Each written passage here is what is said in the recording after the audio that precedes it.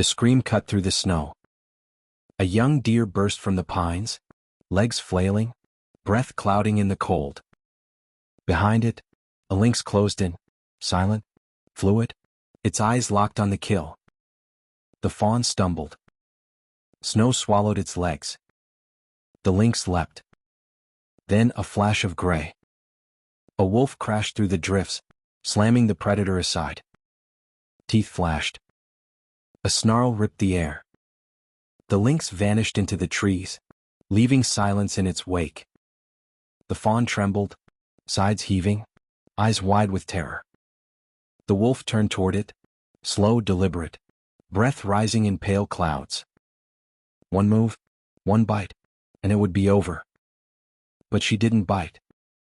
She stepped closer, nose brushing the fawn's neck, testing for wounds.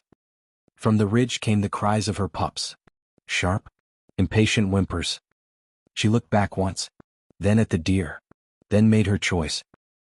With a low grunt, she called to her young. The fawn hesitated, then followed her into the trees. By nightfall, snow veiled the forest in silence. The wolf led the fawn to her den, a hollow beneath twisted roots, warm with the scent of milk and fur. Inside, her pups stirred, tiny and blind. They sniffed the air, confused by the strange new scent. The fawn froze at the entrance, trembling, unsure whether to flee or kneel. The wolf glanced back, eyes calm, commanding. She nudged the fawn forward until it stood among her pups. One sniffed its leg. Another curled against its flank as if recognizing warmth, not difference. Hunger gnawed at her belly, but she didn't hunt that night. She guarded. Outside, the wind howled. Rival packs called in the distance, the sound of survival pressing close. Yet inside the den, the world was still. A predator had brought her prey home. And in that fragile, impossible moment, the wild held its breath, waiting to see which nature she would choose. The days that followed blurred into a rhythm of hunger, snow and breath. The wolf hunted less, staying close to the den, guarding both her pups and the fawn that now slept curled among them. At first, the fawn barely moved, too weak to stand. She brought it scraps of food, softened meat, snowmelt water. It refused at first, trembling, until one of her pups nudged it gently, whining. After that, it learned to eat, to walk, to live. Spring came. The forest thawed, and life returned in color. The fawn grew quickly, its legs long, its spots fading. It followed the pack wherever they went, cautious but determined, learning to move as they did, silent and swift. The pups grew too, roughhousing with the deer as if it were one of them. They shared warmth beneath the moon, shared stillness when danger whispered. And every night, before the hunt, the wolf mother glanced back at her den, the deer waiting, always there, her unspoken promise kept. But not everyone accepted this strange family. One evening, the pack was feeding near the river when the scent hit her. Wolves, unfamiliar and close. She lifted her head, a low growl rolling from her throat. 3 shapes appeared from the trees, lean, scarred and hungry. Outsiders. They circled, eyes fixed not on her pups, but on the fawn standing behind her. The smallest snarled, lips curling. The wolf mother stepped forward, hackles raised.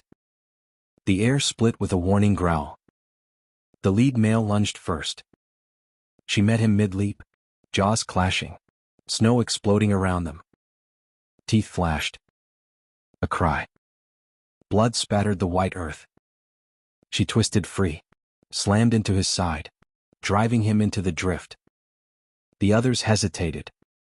She stood over the fallen wolf, chest heaving, her muzzle red, her eyes blazing. One step closer, and she would not hold back. The silence broke when the intruders turned and fled into the dark. Their howls faded behind the ridge. The fawn crept forward, trembling. She brushed her nose against its neck, a mother's reassurance, a promise renewed. the forest learned to make room for its anomaly. Birds grew used to the sight. A young buck grazing near wolves without fear, running with them through rain and moonlight. The pack had raised him. But in time, he began to protect them too. By autumn, the forest had given them names, whispered between branches, carried on the wind. The pack that hunted with a deer. The deer that followed the wolves. To some it was a myth. To others a miracle. But to Ranger Mateo, it was a mystery he needed to see for himself. He'd been tracking wolves near the foothills for months, noting strange signs. Hoof prints alongside paw marks, trees rubbed smooth where antlers brushed bark.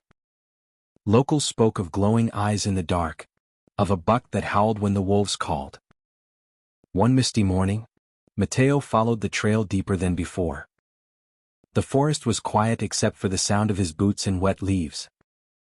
Then he heard it, the soft cry of pups. He crouched behind a fallen log, peering through the brush. There they were. A small pack resting in the hollow. The wolf mother, her grown pups, and beside them, lying calm in the grass, a full-grown deer. Its coat shimmered gold in the weak light, its antlers crowned with moss.